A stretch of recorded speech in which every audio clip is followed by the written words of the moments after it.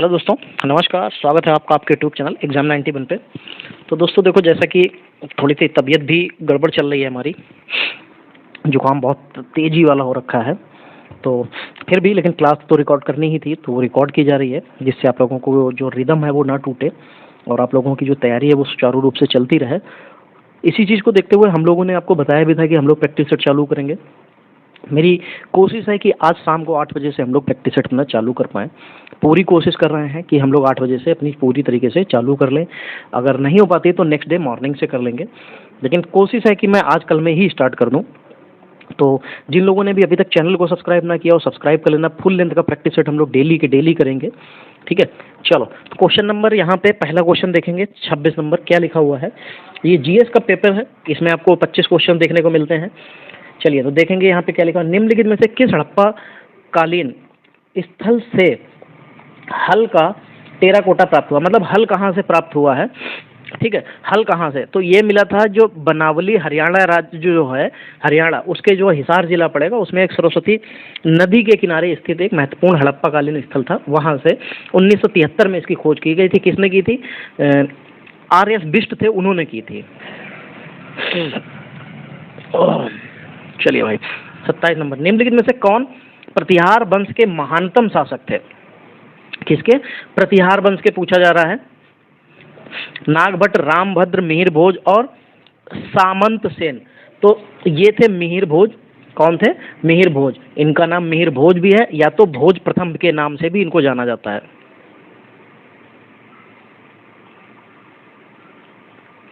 ठीक है। इनको भोज प्रथम के नाम से भी जानते हैं।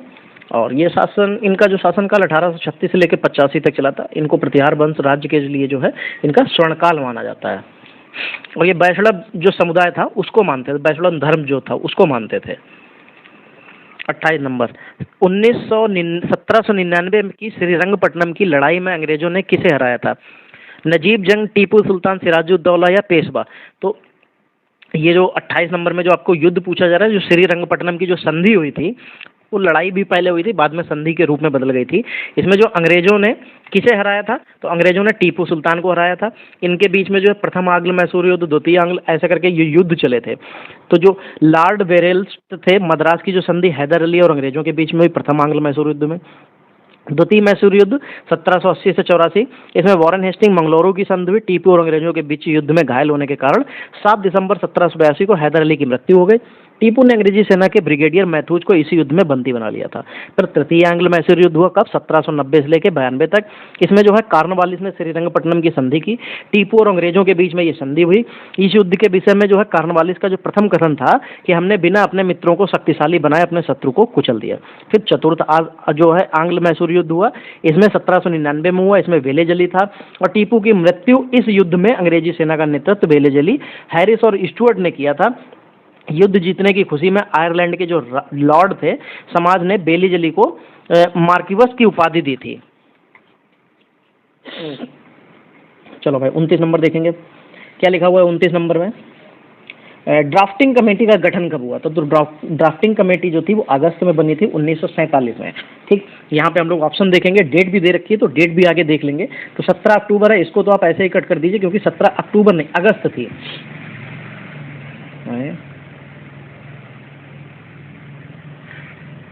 इसमें 29 के बाद क्या बात भाई, तुम लोगों ने 30 को नहीं आज लगाया है क्या?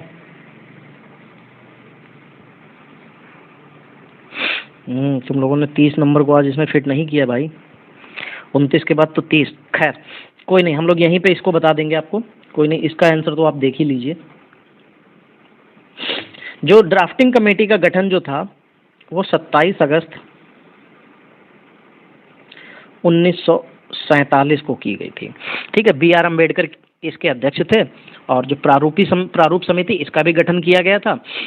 जो हमारी जो ड्राफ्टिंग कमेटी बनी थी 19 अगस्त 1947 को, इसमें डॉक्टर बी आर अम्बेडकर की अध्यक्षता में एक प्रारूप समिति भी बनी थी, ठीक। इसका गठन किया गया था। इस समिति के अध्यक्ष को छोड़कर सदस्यों की जो कुल संख्या थी वो 6 थी। इसमें एक थे Gopal Swami Ayyangar, Alladi Krishna Swami Ayyangar, Kanhaiyalal Maniklal Munshi, Syed Mohammad Saadullah, N Madhav Rao B L Mitra के स्थान पे, क्योंकि इनकी मृत्यु हो गई थी। और डीपी खेतान, इनकी भी 1948 में मृत्यु के बाद जो है टीटी कृष्णाचारी इनके सदस्य बनाए गए थे। चलिए भाई, आज आपके कुछ 2-4 क्वेश्चंस का नुकसान हो गया इन लोगों की वजह से, जो है इन लोगों ने पता नहीं भाई कैसे क्या मिस कर दिया है। तो चलो 36 नंबर की तरफ चलेंगे। आर्थिक विकास का प्राचल निम्नलिखित में से कौन सा है? प्रति व्यक्ति मौद्रिक आय, राष्ट्रीय आय, प्रति व्यक्ति ग्रामीण आय और जनसंख्या। किसका पूछा जा रहा है? आर्थिक विकास का प्राचल निम्नलिखित में से कौन सा है? आर्थिक विकास देखना है तो आपको प्रति व्यक्ति जो होती है वो मोनेटरी आय, जो मौद्रिक आय होती है, इसको हमको देखना पड़ेगा। चलिए फिर 37 नंबर, भारतीय रिजर्व बैंक वाणिज्य बैंकों को जिस बैंक पर अल्पकालिक ऋण देता है उसे क्या कहते हैं? भारतीय रिजर्व बैंक वाणिज्य बैंकों को जिस पर अल्पकालिक ऋण देता है उसे क्या कहते हैं? Repo rate, reverse repo rate, bank दर या नगद आरक्षित दर। तो देखो जो दोस्तों, जो भारतीय रिजर्व बैंक यानी कि आरबीआई जो है वाणिज्यिक बैंकों को जो मतलब अंतकालिक या अल्पकालिक जो ऋण देता है उसको रेपो रेट कहते हैं। ठीक। रिवर्स रेपो रेट क्या होता है? रिजर्व बैंक द्वारा जब वाणिज्य बैंकों से किसी दर पर अल्पकालिक नकदी उधार लिया जाता है तो उसे रिवर्स रेपो रेट कहते हैं। ऐसे समझिए, आरबीआई जब किसी बैंक से पैसा मांगेगी, ठीक है, कुछ समय के लिए, तो वो क्या होगी? Reverse repo rate. बैंक दर क्या होती है? जिस दर पर रिजर्व बैंक जो है वाणिज्य बैंकों को दीर्घकालीन जो है ऋण देती है या वित्त उपलब्ध कराती है, उसको कहते हैं। बाकी नगद आरक्षित अनुपात, ये सीआरआर कहते हैं इसको। ये किसी वाणिज्यिक बैंक की कुल जमा राशि का वह भाग होता है जिसे रिजर्व बैंक के पास अनिवार्य रूप से जमा करना पड़ता है, ये सीआरआर कहलाता है। चलिए आगे बढ़ेंगे। 38 नंबर देखिए क्या हो जाएगा। यदि चालू खाता पर सरकारी खर्च सरकारी राजस्व से अधिक हो, यदि चालू खाता पर सरकारी खर्च सरकारी राजस्व से अधिक हो तो क्या स्थिति होगी? अच्छा भाई, यदि चालू खाता पर सरकारी खर्च सरकारी राजस्व से अधिक हो तो क्या स्थिति होगी? घाटा बजट, शून्य आधारित बजट, निष्पादन आधारित बजट और अधिशेष बजट। नहीं, फिर तो घाटा बजट, यानी कि डिफिसिट जो हो जाएगा वो बजटिंग हो जाएगी।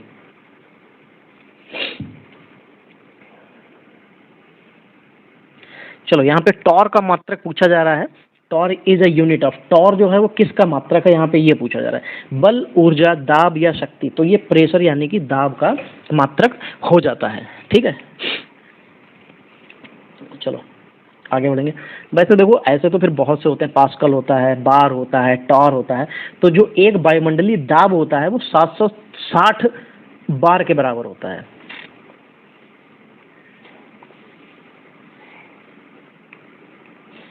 चालीस नंबर, निम्नलिखित में से किसका घनत्व सर्वाधिक होता है? पानी का, बर्फ का, एसोटीन का और इथिलीन का। सबसे ज़्यादा घनत्व की बात की जाएगी तो वो तो फिर आपको पानी को ही देखने को मिलेगा। लगभग पानी में सब कुछ डूब जाता है, कुछ एक दो चीज़ों को छोड़कर, क्योंकि जो जल का घनत्व है वो 0.998 ग्राम अपॉन में सेंटीमीटर क्यूब। ठीक है, ऐसे लिख सकते हैं 0.998 जी अपॉन में सेंटीमीटर क्यूब। ठीक है, हाँ। आइस का जो बर्फ का घनत्व होता है वो 917 है, ये 998 था, वो 917 है, सेम चीज़ रहेगी, मतलब 0.917। जो भी चीज़ मैं बोलूँगा पॉइंट में होगी। एसीटोन का जो घनत्व होता है वो 790 कह लीजिए या 0.790। ठीक है, बाकी जो सबसे कम घनत्व होता है वो होता है एथिलीन का। किसका? एथिलीन का सबसे कम, मैंने अंडरलाइन की है, वो सबसे कम वाली है। एक पायस इमल्सन किसका कोलाइडी विलयन होता है? एक जो पायस इमल्सन है किसका कोलाइडी विलयन होता है? द्रव में द्रव का, द्रव में ठोस का, द्रव में गैस का या ठोस में ठोस का। तो जो कोलाइडी विलयन होता है किसका? पायलस यानी कि इमल्सन, वो द्रव में द्रव का होता है। किसका होता है? द्रव में द्रव का होता है।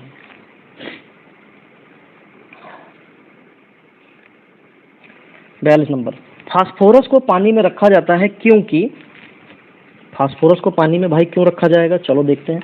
क्योंकि उसका ज्वलन तापमान बहुत अधिक होता है, क्योंकि उसका ज्वलन तापमान बहुत कम होता है, क्योंकि उसका क्रांतिक तापमान अधिक होता है, क्योंकि उसका क्रांतिक तापमान कम होता है। तो दोस्तों जो उसका ये ज्वलन तापमान होता है ये बहुत कम होता है। ठीक, इसीलिए जो है ये अतिक्रियाशील तत्व है, इसकी जो है इसे मुक्त अवस्था में हम नहीं रख सकते हैं, पाया नहीं जाता है। फास्फोरस जो है उसको पानी में इसीलिए रखा जाता है क्योंकि इसका जो तापमान है, ज्वलन तापमान बहुत कम होता है। फास्फोरस का ज्वलन तापमान लगभग 30 से 35 डिग्री सेल्सियस तक होता है। तो नॉर्मल आप ये कह सकते हैं जो अभी मौसम चल रहा है ये तो थोड़ा सा कम हो गया है, लेकिन इसमें दोपहर में भी इस समय भी दोपहर में यहाँ पे अभी 30 डिग्री तक तो पहुँच जाता है। अगर आप फास्फोरस को नॉर्मल डिग्री टेम्परेचर में रखेंगे रूम टेम्परेचर पे तो 100% श्योर है कि वो आग पकड़ लेगा। चलो 43 नंबर, पौधे की कोशिका भित्ति किसकी बनी होती है? यानी कि जो सेल वॉल होती है पौधे की वो किसकी बनी हुई होती है? लाइपोप्रोटीन, कार्बोहाइड्रेट, सेलुलोज या लिपिड्स? तो ये सेलुलोज की बनी होती है, क्योंकि ये पेड़ पौधों की बात हो रही है। जो पादप कोशिकाओं की जो सबसे बाहरी परत होती है, ठीक है, इसी को कोशिका भित्त कहते हैं। और ये एक मोटी, मजबूत और छेद युक्त जो है निर्जीव होती है, और इसमें सेलुलोज की बनी होती है। ये पारगम्य होती है। सेलुलोज एक जटिल पदार्थ है जो पादप कोशिकाओं को संरचनात्मक दृढ़ता प्रदान करता है। मानव शरीर में सबसे बड़ी धमनी कौन सी है? ये तो खैर आप लोगों को पता होगा बहुत आसानी से। चलो देखते हैं सबसे बड़ी धमनी कौन सी हो जाएगी। महाधमनी कोशिका, बेना कावा, फुसफुसीय शिरा। तो ये धमनी की बात जब कर रहा है, जो हम लोगों की जो शरीर में धमनी होती है तो एरोटा होती है। कौन सा? एरोटा होती है, यानी कि जिसको महाधमनी कहते हैं। ये सबसे बड़ी या मुख्य धमनी भी कहते हैं। और ये हृदय का जो हमारे 4 पार्ट में टूटा होता है उसमें ये बायां निलय होता है, वहाँ से आरंभ होती है। इसी में क्या होती है? ऑक्सीजन हमारे ब्लड में जो होती है मिल जाती है और सारे शरीर के जो ऊतक होते हैं हमारे, वहाँ तक ऑक्सीजन का संचरण करती है। ठीक, चलो आगे बढ़ेंगे। अब यहाँ पे इनपुट डिवाइस पूछी जा रही है। इनपुट डिवाइस का उदाहरण कौन सा हो जाएगा? हेडफोन्स, प्रोजेक्टर, साउंड कार्ड और वेबकैम। तो देखो, हेडफोन्स आपको कान में आवाज़ पहुंचाते हैं, तो इसका मतलब ये आप तक आवाज़ पहुंचा रहे हैं, तो आपको कुछ बाहर प्रदान कर रहा है, ये बाहर आएगा, तो इसलिए आउटपुट डिवाइस है। प्रोजेक्टर जो है वो आपको स्क्रीन पे, दीवार पे या कहीं पर्दे पे आपको कुछ दिखाता है, तो वो दिखाएगा, तो वो भी ऑब्जेक्ट जो है आपको क्या बन जाएगी? आउटपुट डिवाइस बन जाएगी। फिर साउंड कार्ड का मतलब ही होता है वो आपको साउंड प्रोवाइड कराता है, आवाज़ सुनाता है। तो जब वो भी सुनाएगा तो वो भी क्या बन जाएगा? आउटपुट डिवाइस बन जाएगा। बचा है वेबकैम आपको कैप्चर करके कंप्यूटर स्क्रीन तक लेके जाता है, तो वो क्या बन जाएगा? वो इनपुट डिवाइस बन जाएगा। चलिए आगे बढ़ेंगे। किस व्यक्ति ने पोलैंड के कार्क्रो में एनालॉग अंतरिक्ष यात्री प्रशिक्षण केंद्र में एनालॉग अंतरिक्ष यात्री कार्यक्रम को पूरा करने वाली सबसे कम उम्र की व्यक्ति बनकर इतिहास रच दिया? ये कौन थी? ये पूछा जा रहा है। ये 19 वर्ष की थी, जानवी डांगेती। कौन? जानवी डांगेती जो थी, ये वो सबसे कम उम्र की हैं, ये 19 साल की हैं। ऐसा करके आप लिख भी सकते हैं। है नहीं थी, अब तो ये लगभग 21 साल प्लस होंगी। वो 6 लोग थे, 6 लोगों में से ये एक थी। 47 नंबर, नई शिक्षा नीति लागू करने वाला पहला राज्य कौन बना है? नई शिक्षा नीति लागू करने वाला 22 जुलाई 2022, सॉरी 22 नहीं, 12 जुलाई 2022। ठीक है, ये उत्तराखंड पूर्व माध्यमिक स्तर पर नई शिक्षा नीति लागू करने वाला जो है ये पहला राज्य बना था। उस समय के मुख्यमंत्री पुष्कर सिंह धामी थे। 48 नंबर देखिए, किस राज्य सरकार द्वारा स्वनिर्भर नारी योजना की शुरुआत की गई? खैर ये क्वेश्चन तो पुराना है, इसलिए आपको समझ में नहीं आएगा। खैर ये 19 जुलाई 2022 को असम में स्टार्ट किया गया था। देश का पहला प्रमाणित हर घर जल वाला कौन सा जिला है, जहां पे हर सभी घरों में जो है जल की सुविधा है? ये 22 जुलाई 2022 की बात है, और ये बलरामपुर की, सॉरी बलरामपुर नहीं, बुरहानपुर।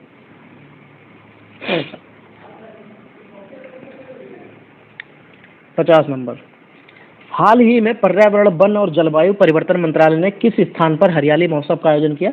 ये हाल ही मतलब ये जुलाई की बात है 2022 में, तो ये उस समय के पेपर के लिए बात है। तो ये कब की, इसने किसमें, कहाँ पे किया गया था इसको? नई दिल्ली में। ठीक है, चलिए तो आज की जो क्लास है दोस्तों ये आप लोगों के लिए यहीं तक रहेगी। इसमें आज कुछ क्वेश्चंस मिसिंग थे, एक पेज मिस था। चलिए कोई नहीं, वो तो ऐसे थोड़ा बहुत तो चलता रहता है। ठीक, चलिए बाकी आपको जो पीडीएफ है हमारे टेलीग्राम चैनल से मिल जाएगी, तो आप लोग वहाँ पे इसको ज्वाइन होकर जरूर सारी की सारी पीडीएफ पहले ले लें, क्योंकि इसको रिवीजन जितना ज़्यादा कर लेंगे, जीएस एक ऐसी चीज़ है जितना ज़्यादा रिवीजन उतनी ज़्यादा अच्छी आपकी जीएस हो जाएगी। तो इसीलिए आप जीएस को कंप्लीट कीजिए। चलिए दोस्तों, फिर हम लोग मिलेंगे अगली क्लास में, तब तक के लिए जय हिंद।